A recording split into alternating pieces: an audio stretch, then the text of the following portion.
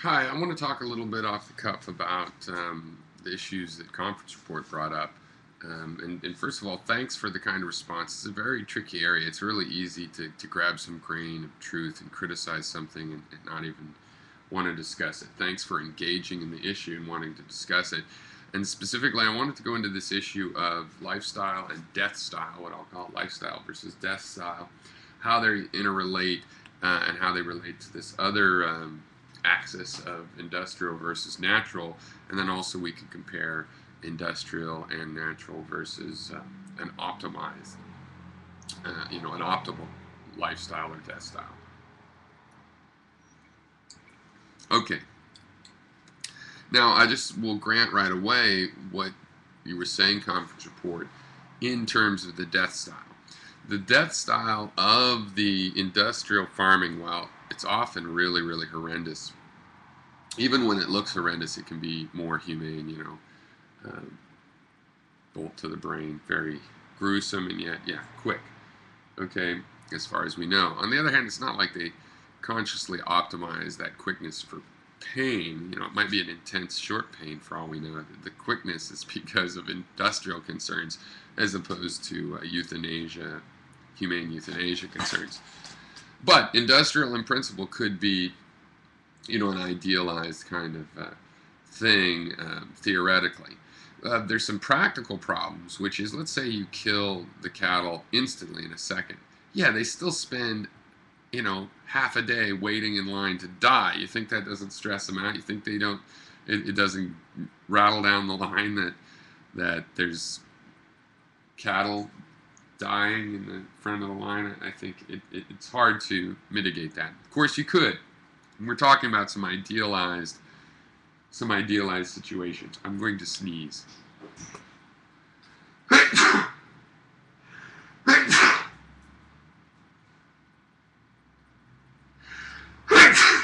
Something's making me sneeze.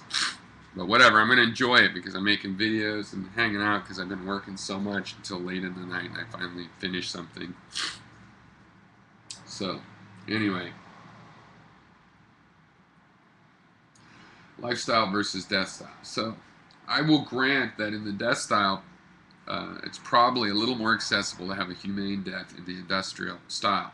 But it relates to lifestyle. Now, if to have an industrial death means an industrial lifestyle, then that might not be automatically worth it. And by an industrial lifestyle, for example, having a bunch of cattle in a field makes them cheap to gather up. If there's no features, no or hardly any trees, things like this. If they're in a preserve, they have place. Even a cow will have places to go kind of hide out, places, they'll be hard to round up. Even if you can round up each and every one of them, with diligence, it'll take that diligence, right? So it makes it harder to do the industrial death. Okay. So I just was going to settle on a kind of a, I know it's weak in terms of analytics. This is just human level gut feeling ideas. But if I could take an idealization a little bit in the future, the idealized way to minimize animal suffering, and if you were going to eat meat, is something like animals living in a preserve, not in a natural condition, but an optimized condition where they have very few predators and they have no really cruel predators like diseases that kill you slowly and just give you tumors over 6 years until you collapse because they're so heavy, that kind of thing, which happens in nature plenty. So you can optimize that on a preserve type situation with all the sort of the nice things about nature that help you be healthy and enjoy yourself as an animal.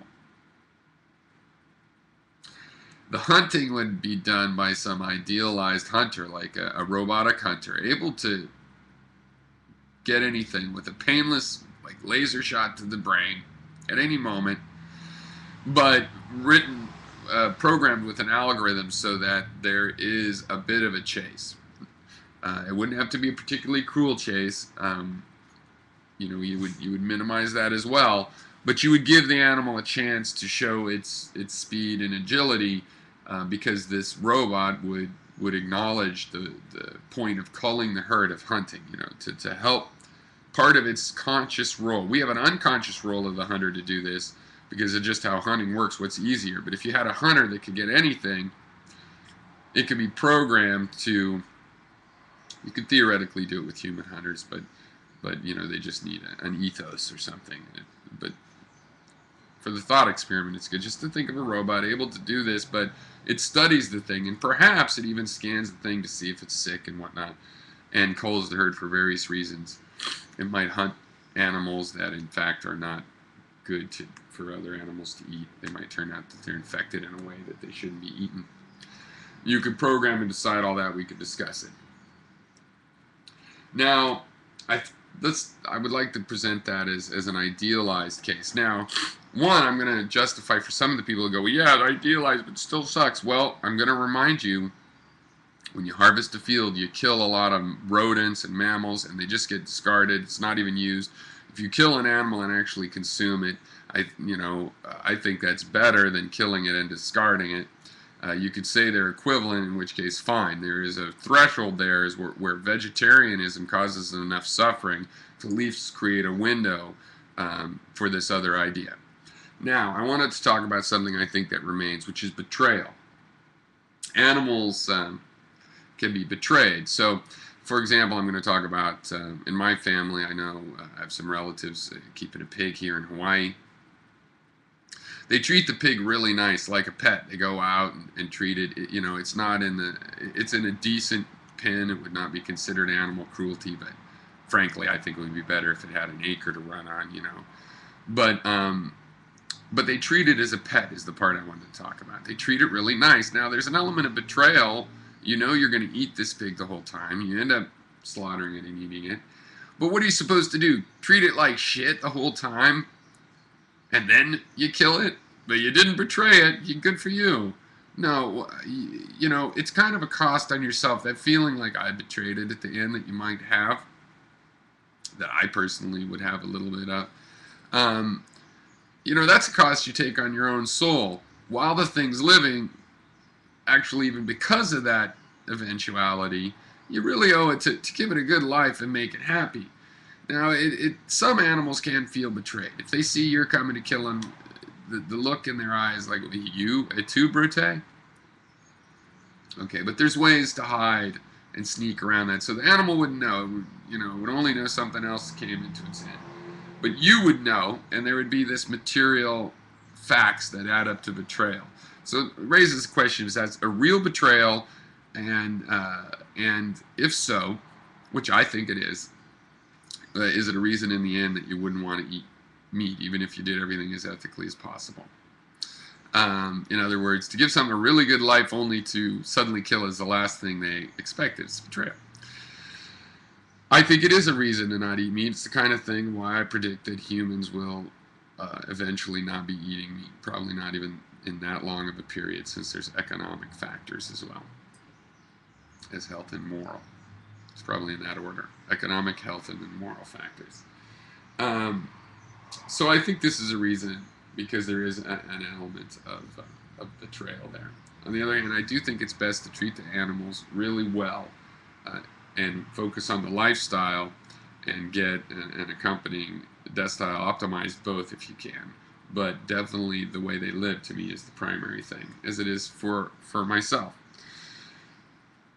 And I think there's two other things, not particularly related, I wanted to talk about real quick. One, animal suffering. We can't obviously optimize on this. I saw a program once on, I think it was dingoes, and it was really interesting. So that's a matriarchal society, and some female mated with the mate of the chief female and had pups. So I would say the natural risk that younger female took was that, okay, she, the dominant female asserted her relationship with that male, so she now doesn't have a spouse. She's got to leave her cubs unattended when she goes and hunts. Maybe even being ostracized and stuff might all be natural, but it went beyond that. The mother, the matriarch, not only went in and killed the cubs of the second female while she was away hunting, but she did so one at a time. In other words, she inflicted a psychological pain. right? It wasn't just the natural thing of, oh, I'm not going to have a spouse, so I might be a little bit more at risk. I have to leave my pups. You know, it was actually someone in her group, for no particularly good reason, though you can make arguments to the contrary, went in there and killed those pups. And then to prove my point, when there was one cub left, one pup or cub, whatever, the matriarch went in there, took it, and didn't kill that one, and brought it to her nest or whatever, and raised it as her own. Total psychological mindfuck. So, having the goal of preserving animals, of improving even their emotional conditions, it all goes hand in hand, perhaps, of being an idealized predator. They're in a predator situation to keep their... And we can separate that from things like this animal suffering. I felt like I do about a human situation. She could have been exiled or a million other things. That matriarch did not have to be so cruel as to kill her pups. I mean, they were already disadvantaged. They already didn't really have a dad, and et cetera, et cetera. And it was a jealousy thing. I'm sure you can make bioevolutionary arguments to the contrary.